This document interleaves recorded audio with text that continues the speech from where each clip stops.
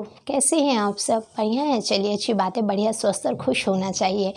हम फिर उद्देशिका के बारे में ही बात करेंगे। कुछ और वर्डिक्ट केस रह गए थे जो इम्पोर्टेंट लगे मुझे लगा कि आपको पता होना चाहिए, तो मैंने इसमें इंक्लूड कर लिया है उनको। और दोनों इसी बात से संबंधित है कि क्या प्रस्तावना अर्थात उद्देशिका संविधान का भाग है या नहीं है। पहला, शंकरी प्रसाद बनाम बिहार राज्य 1952 यानी कि जब हमारा देश गणराज्य बना, हमारे देश का संविधान लागू हुआ 1950 में, उसी के 2 साल बाद ये केस आ गया 1952 में, शंकरी प्रसाद वर्सेस बिहार राज्य। इसमें भी क्या कहा गया, फाइनल कंक्लूजन क्या है वर्डिक्ट, प्रस्तावना संविधान का अंग नहीं है। और दूसरा, सज्जन सिंह बनाम राजस्थान राज्य, क्या सज्जन सिंह बनाम राजस्थान राज्य 1965, दोनों इसमें भी इसी बात को कायम रखा गया कि संविधान का अंग प्रस्तावना नहीं है। फाइनल, ये कब माना गया कि संविधान का अंग है उद्देशिका, कब माना गया? केशवानंद भारती विवाद है ना, केरल राज्य, उसमें मूलभूत ढांचे का सिद्धांत दिया गया। और उसके बाद जो भारतीय जीवन बीमा निगम वाला वर्डिक्ट है, उसमें ये कहा गया कि हमारी जो प्रस्तावना है, हमारी उद्देशिका, वो संविधान का अभिन्न अंग है। तो इन दोनों केसों में ये माना गया कि हमारी संविधान का अंग है हमारी उद्देशिका। ठीक है, तो ये दोनों केस भी अगर पूछ लिए जाते हैं, आ जाते हैं, तो ये भी हमारी उद्देशिका से ही संबंधित है। अब ये कुछ वक्तव्य हैं, कुछ कथन हैं जो हमारी उद्देशिका को लेकर इतिहासकारों ने कहे हैं, लेखकों ने कहे हैं, और आप इनके एक कथन से ही अगर आप समझना चाहें तो हमारी उद्देशिका का पूरा सार समझ सकते हैं। ठाकुरदास भार्गव जी ने प्रस्तावना को संविधान की आत्मा कहा है। ठीक है, सर अल्लादी कृष्ण स्वामी अय्यर, क्या नाम है, सर अल्लादी कृष्ण स्वामी अय्यर, इन्होंने क्या कहा है, संविधान की प्रस्तावना हमारे दीर्घकालिक सपनों का विचार है। जो हमारे दीर्घकालिक सपने हैं, जो हमने उस समय जब ये बन रहे थे, उस समय सिर्फ लिखा ही तो गया था, वो तो साकार करने थे ना, उन पर चलते, उन पे कार्य करते तो हम अपने सपनों को साकार करते। तो ये कहा गया है कि संविधान की प्रस्तावना हमारे दीर्घकालिक जो हमने सपने देखे हैं अपने देश के लिए, उनको साकार करने का विचार है। ऐसे ही याद करनी, क्योंकि ऐसे ही पूछ लिया जाएगा, आप याद कर लीजिए किसने कहा गया है, किसके द्वारा कहा गया है, क्या कहा गया और किसके द्वारा कहा गया है। NN पालकीवाला, कौन है? NN पालकीवाला, संविधान का परिचय पत्र, हमारी उद्देशिका को इन्होंने क्या कहा है, संविधान का परिचय पत्र, यानी कि उसका इंट्रो कहा है, इंट्रोडक्शन कहा है।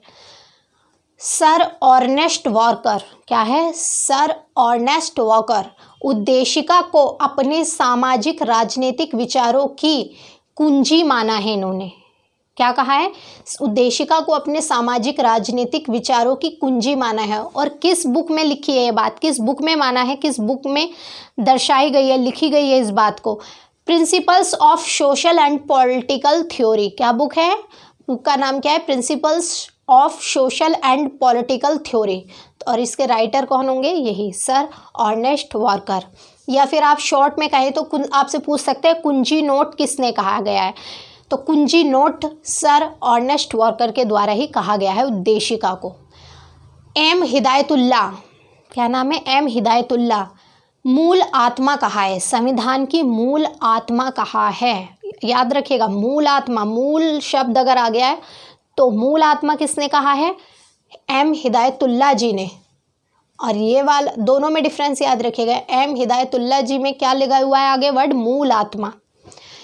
डॉक्टर KM मुंशी ने क्या कहा है, भारतीय संविधान की जन्म कुंडली, अगर ये आपके सामने वक्तव्य आ जाए, भारतीय संविधान की जन्म कुंडली में क्या होता है, हमारा वर्तमान भविष्य भूत सब लिखा होता है, भूत वर्तमान भविष्य सब कुछ, प्रेजेंट पास्ट फ्यूचर सब कुछ लिखा होता है, यही होता है ना। हम कुंडली का प्रयोग क्यों करते हैं, अपने आगे आने वाली लाइफ कैसी रहेगी, चीज़ें कैसी रहेंगी, सब कुछ होता है उसमें, ग्रह कैसे हैं, इसीलिए तो हम बनवाते हैं कुंडली का। बेसिकली यही मकसद होता है कि किस तरीके से क्या होगा आगे, क्या नहीं होगा, क्या करना चाहिए, किससे हमारी लाइफ अच्छी रहेगी, किन चीज़ों पर हमें चलना चाहिए, किस ग्रह की पूजा करनी चाहिए, आई थिंक यही सब होता है। तो इस हिसाब से ये भी हमारे संविधान का, जो हमारा संविधान है वो हमारे देश की जन्म कुंडली हुआ, और उसकी जन्म कुंडली, संविधान की जन्म कुंडली किसको कहा दिया गया? उद्देशिका को, कि उद्देशिका में वो सब बातें हैं जिसको हमको पाना है, प्राप्त करते, यानी कि जिसको ध्यान में रखकर, जिसके सिद्धांत पर चलकर हमें सारे कार्यों को करना है, अपने लक्ष्यों को अचीव करना है। तो इसलिए कहा गया है भारतीय संविधान की जन्म कुंडली। किसने कहा है? डॉक्टर KM मुंशी ने। और या एक कथन और है, भारतीय संविधान की आत्मा, आभूषण और कुंजी कहा है। क्या? भारतीय संविधान की आत्मा, आभूषण और कुंजी किसने कहा? डॉक्टर KM मुंशी ने। तो ये हमारे फाइनल उद्देशिका से संबंधित जितनी भी बातें थी कंप्लीट हो गई। अब हम देखेंगे संविधान के भाग, किस भाग में कितने अनुच्छेद हैं और उन अनुच्छेदों में क्या क्या बातें कही गई हैं, यानी कि कितने पार्ट्स हैं और उन पार्ट्स में कितने आर्टिकल्स हैं और प्रत्येक आर्टिकल में क्या क्या बात कही गई है। क्योंकि कभी कभी सीधे भी आ जाता है, जैसे 368 किससे संबंधित है, पूछ लेते हैं, संविधान संशोधन से संबंधित है। मूल अधिकार संविधान के किस भाग में है और किस भाग में है, या फिर ये पूछ सकते हैं या ये पूछ सकते हैं कितने आर्टिकल हैं मूल अधिकार से संबंधित। नीति निर्देशक तत्व किस भाग में है, उनसे संबंधित आर्टिकल अर्थात अनुच्छेद कौन से हैं। तो हम ये सब देखेंगे। और प्री और मेंस के लिए और फैक्चुअल क्वेश्चन के लिए, कथन कारण के लिए हम पॉलिटी और पार्लियामेंट पढ़ ही रहे हैं, आपको पता ही है। तो चलिए देखते हैं इसका बेसिकली भाग नेक्स्ट वीडियो से शुरू करूँगी, परंतु कुछ इसका इंट्रो दे देती हूँ।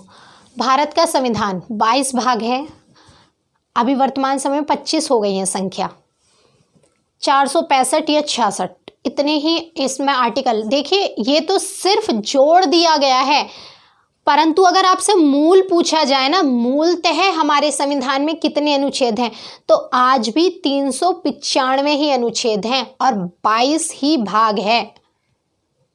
22 भाग हैं, 395 अनुच्छेद हैं और अनुसूचियां आज 12 हैं, परंतु जब बना था संविधान उस समय कितनी थी? 8 थी। ठीक है, तो ये एट द प्रेजेंट संख्या है जो अभी हैं, और ये उस समय की है जब थी, यानी कि ये 25 भाग अब हैं। इतना ध्यान रखिएगा, ये वाला यहाँ हो गया, ये यहाँ, परंतु आप इतने समझदार हैं ना, तो अभी 22 भाग नहीं है, अभी 25 भाग हैं। परंतु अगर आपसे मूल रूप से पूछा जाए कि मूलतः हमारे संविधान में कितना भाग है, तो मूलतः आज भी 22 भाग हैं, आज भी 395 ही अनुच्छेद हैं आर्टिकल अर्थात, परंतु सूचियाँ 12 हैं। ठीक है, अब ये कैसे बढ़ गए? जैसे कि हमारा संविधान है भाग एक का जोड़ दिया ब्रैकेट लगा के, भाग 1 खा, भाग 1 गा। मैं आपको जब पढ़ाऊंगी ना, डिस्क्राइब करूंगी, चीज़ें क्लियर करूंगी, तब पता चल जाएगा। तो उस हिसाब से का, खा, गा, अगर उन हम सबको लगाएंगे, उन सारी संख्या को लगाओगे तो ये इतने 465 66 बैठेंगे, परंतु मूल रूप से 395 ही है संविधान के आर्टिकल्स, अनुच्छेद। ये बात आप क्लियर रखिएगा, मूल रूप से आर्टिकल्स की संख्या 395 ही हैं।